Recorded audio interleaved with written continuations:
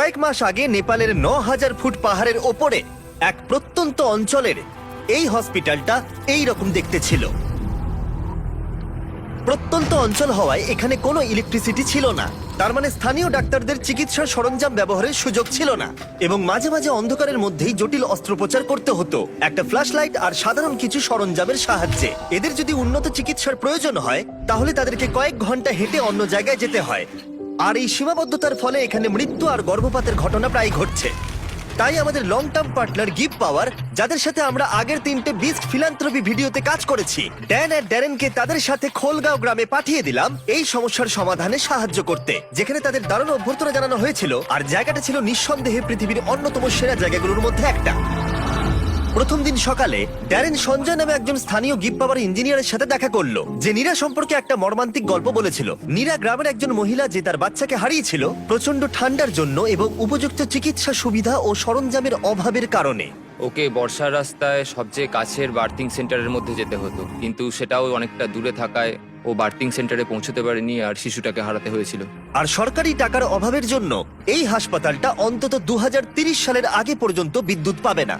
হসপিটালে যদি berthing facility থাকতো তাহলে ওর ক্ষেত্রে পুরো সিচুয়েশনটাই বদলে যেত।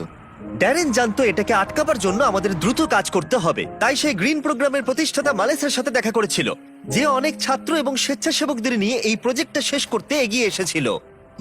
আমি যখন ছোট ছিলাম তখন মালয়েশিয়াতে আমার ফ্যামিলির সাথে দেখা করতাম। তখন প্রথম আমি সমুদ্র পাহাড় দেখেছিলাম, আর তখনই আমি এটা বুঝতে পারলাম যে যদি আমরা মানুষকে এই প্রকৃতির সৌন্দর্য দেখার একটা সুযোগ করে দিতে পারি, তাহলে নিশ্চয়ই তারা এই পৃথিবী এবং প্রকৃতির যত্ন নেবে।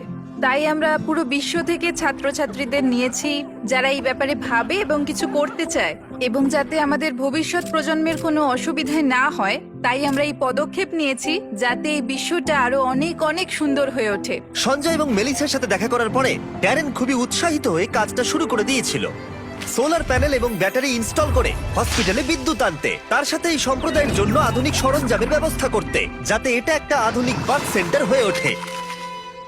ঠিক আছে, আমরা প্রথম দিনের জন্য প্রস্তুত। 3, 2, 1 বিগ ফিলান্থ্রপি! টিমের সবাই এই কাজটার জন্য খুবই এক্সাইটেড ছিল। নিচের দিকটা করতে হবে। দারুণ! প্রথম দিনের শেষে টিম খোঁড়াখুড়ি এবং সমস্ত ওয়্যারিং শেষ করে ফেললো। আমি সত্যি এদের অস্বীকার করতে পারি না, কারণ এই গ্রামের মানুষদের মধ্যে কিছু একটা আছে। তাদের সভ্যতা, তাদের বন্ধুত্ব, তাদের মেলামেশা আমাকে মাত্র কয়েক দিনের মধ্যেই তাদের পরিবারের অংশ করে তুলেছে। এটা খুবই আনন্দের। আমরা যখন এই বাড়ির সামনে দিয়ে হেঁটে যাচ্ছিলাম, কেউ একজন দৌড়ে ভেতরে ঢুকলো এবং সে ভেতরে আগুন জ্বালালো এবং ধোঁয়া বেরোতে শুরু হলো। আমরা জানতে পারলাম যে সে আসলে চা বানাচ্ছে। এটি আদা সহ হিমালয়ান ব্ল্যাক টি, আর এটা আমার জীবনের সেরা চা। এই লোকেরা সত্যি খুবই সরল এবং এরা মানুষকে ভালোবাসতে জানে। আমরা যেখানেই যাচ্ছি এরা আমাদের ভালোবাসছে। তারা আক্ষরিক অর্থেই আমাদের বাড়িগুলো খুলে দিয়েছে এবং বাড়ির ভেতরে আমাদের একটা বেডরুমও দিয়েছে, যেখানে আমি আর ড্যান আরাম করে থাকতে পারি। কিন্তু কনস্ট্রাকশন শুরু হবার কিছুক্ষণ পরেই ড্যানের শরীরটা খারাপ করলো। আমি খুব অসুস্থ হয়ে পড়েছি, আমাকে চেক আউটের জন্য তাড়াতাড়ি স্থানীয় কোনো ডাক্তারের কাছে যেতে হবে। তার মানে এখন সে নিজেই বুঝতে পারলো যে এইরকম প্রত্যন্ত গ্রামে চিকিৎসা করানো কতটা কঠিন হতে পারে। যেমনটা তোমরা দেখতে পাচ্ছ, এখানে সবকিছুই বন্ধ রয়েছে, আর কঠিন বাস্তব এটাই, যদি তুমি এখানের কোনো গ্রামে অসুস্থ হয়ে পড়ো তাহলে কাছাকাছির বড় ফেসিলিটি পেতে তোমায় প্রায় 7 ঘন্টার একটা বড় জার্নি করতে হবে।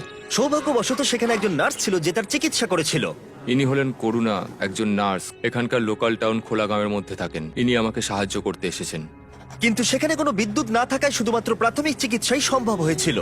সে ধরে নিল যে ড্যানের হয়েছিল গাটি। গাটি। হ্যাঁ, আমার গাটি হয়েছে। গাটি একটা রেয়ার নেপালি ডিজিজ। আসলে এটা সামান্য ঠান্ডা লাগা। কিন্তু এই সম্প্রদায় প্রায় আরো অনেক গুরুতর সমস্যার সম্মুখীন হয়। যদি কোনো তাৎক্ষণিক এবং উন্নত চিকিৎসা ব্যবস্থার প্রয়োজন হয় তাহলে সেটা তখন পাওয়া যায় না। প্রজেক্টটা যত এগোচ্ছিল টিমের ওপরে ততই চাপ বাড়ছিল, তাই ড্যান কিছুটা বিশ্রাম পেলেও বাকিরা কনস্ট্রাকশনের কাজ চালিয়ে যাচ্ছিল।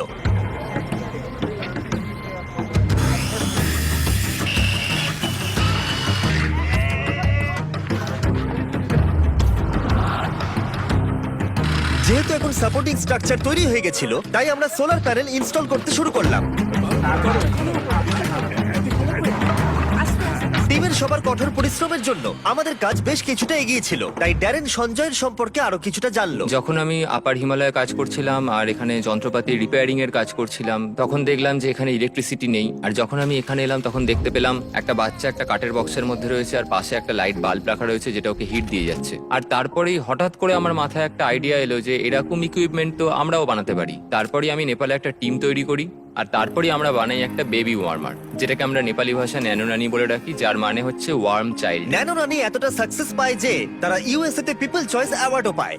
আমার কাছে এটা একটা স্বপ্ন পূরণ, কারণ আমার লক্ষ্যই ছিল এই ধরনের একটা ওয়ার্মার তৈরি করা এবং মানুষকে এই ব্যাপারে আরো সচেতন করা, বিশেষ করে এরকম প্রত্যন্ত গ্রামে যেখানে কোনো রকম আধুনিক ফেসিলিটি নেই।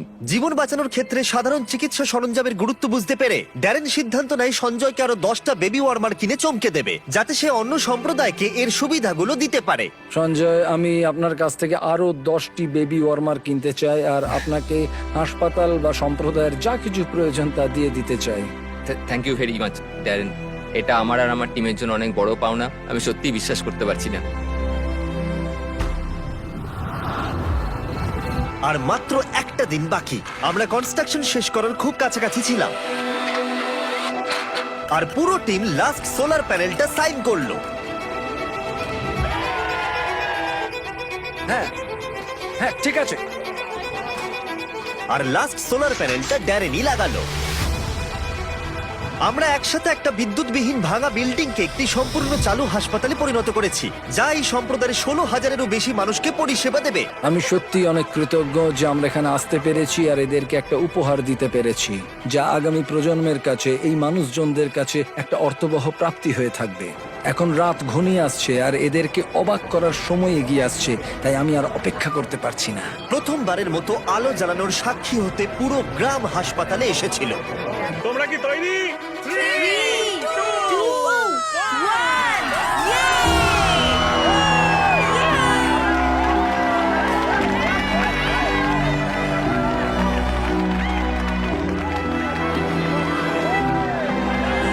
একটি সম্প্রদায় জীবনে প্রথমবার বিদ্যুৎ দেখলো, এটি দেখা যে কি সৌভাগ্যের ব্যাপার তা আমি আজকে অনুভব করলাম।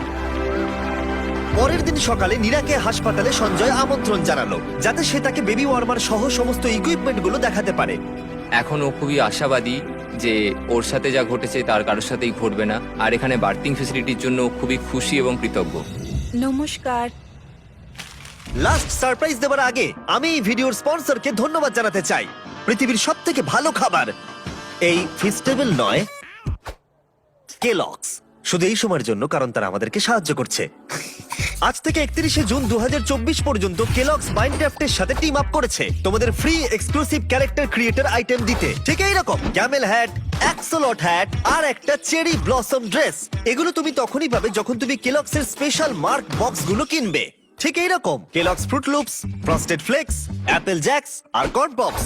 তোমরা কিন্তু তিনটেই ক্যারেক্টার ক্রিয়েটর আইটেম কালেক্ট করো। আর এগুলো ছাড়াও মাইনক্রাফট আর কেলগস অরবট ডে ফাউন্ডেশনকে পার্টনার করেছে। অরবট ডে হলো সেই ফাউন্ডেশন যারা আমাকে টিম ট্রিজে সাহায্য করেছিল। তারা 2.5 লাখ গাছ লাগিয়ে চলেছে, যেটা ইউএস এর জন্য খুবই প্রয়োজন। এটা কিন্তু দারুণ। ডেসক্রিপশনে দেওয়া লিংকে ক্লিক করে এদের সব টার্মস এন্ড কন্ডিশনস দেখতে পাবে।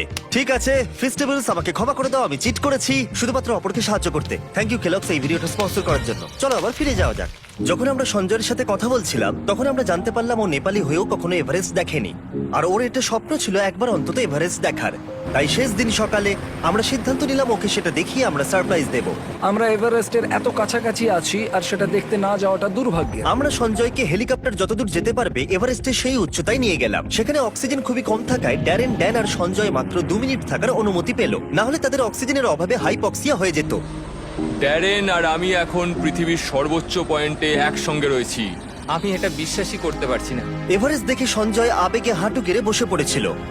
এটা অসাধারণ। আমার স্বপ্ন ছিল এখানে আসার আর এভারেস্টকে দেখার। আরো একবার আমি ধন্যবাদ জানাতে চাই গিফট পাওয়ার এবং গ্রিন প্রোগ্রামকে এই প্রজেক্টটাকে সফল করে তোলবার জন্য। স্বাভাবিকভাবে এই প্রজেক্টগুলোর মধ্যে অনেক কিছু থাকে, তাই এগুলো সম্পর্কে আরো কিছু জানতে চাইলে ড্যান কিছু বিহাইন্ড দ্য সিন ভিডিও বানিয়েছে। তোমরা ডেসক্রিপশনের লিংকে ক্লিক করে সেগুলো দেখতে পাবে। এখন আমি দেখাবো তোমাদের বিস্ট ফিলান্থ্রপির বিহাইন্ড দ্য সিন। এনজয়। হাততালি দাও, আমরা শেষ করেছি। আমি দেখেছি তোমরা অনেক অন্যান্য ভিডিওতে ক্লিক করো, তাই আমি যতক্ষণ কথা বলবো এখানে বেরেলের ভিডিওটা চলবে, যাতে তোমরা আমার কথাগুলোকে শোনো। আমরা যা অ্যাড রেভিনিউ পাই আর এই ভিডিওগুলোর ক্ষেত্রে আমরা যা ইনকাম করি পুরোটাই বিস্ট ফিলান্থ্রপিতে যায়। তাই সবসময় ভিডিওগুলো দেখো যাতে আমরা মানুষদের সাহায্য করতে পারি। তাই যাও অন্য ভিডিওগুলো দেখো আর এক্ষুনি সাবস্ক্রাইব করো, না হলে তোমরা অপরকে সাহায্য করতে চাও না।